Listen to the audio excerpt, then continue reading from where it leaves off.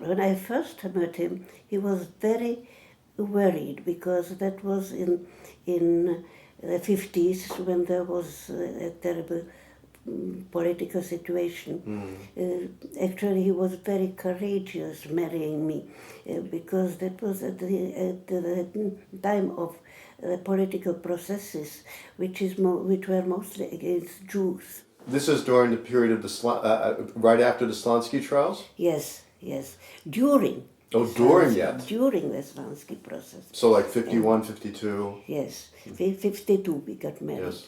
And I mean, his own political situation was not very rosy because he never wanted to compose social realism.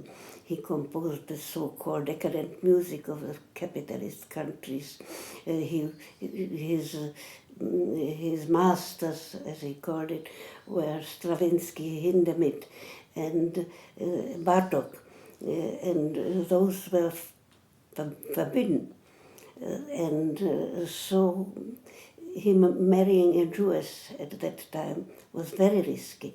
And actually I told him, please don't marry me at this time, it might be very risky for you.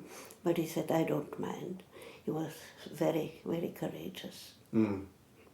It's just an irony because those composers you've mentioned were also the ones that the Nazis deemed as degenerate.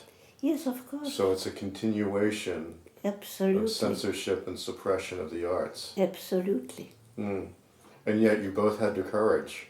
Yes. Because if I'm not mistaken, you also did not join the Communist Party. No. Right. No. So this was, you were taking not only a huge risk, but quite a major stance. Risk, yes.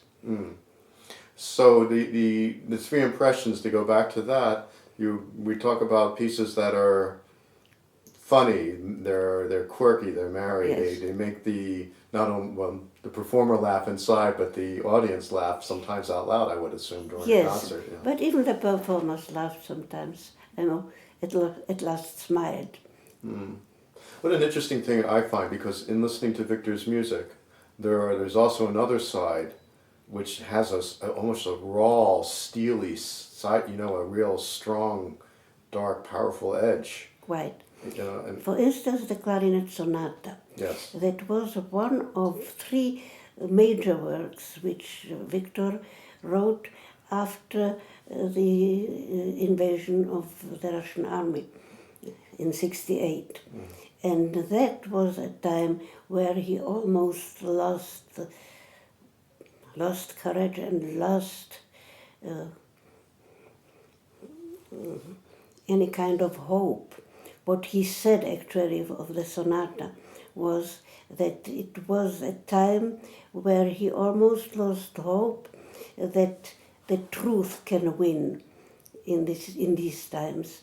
But he said also, but one has to gather strength and oppose it. And the three big works he wrote was the violoncello sonata, the clarinet sonata, and the Third Symphony.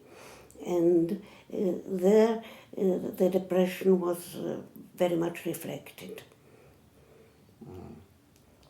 I wondered over the years when you would travel to play concerts, and so you would leave what was then Czechoslovakia, and then of course Viktor had to stay, in a sense as collateral, and then sometimes he would go over but you would stay.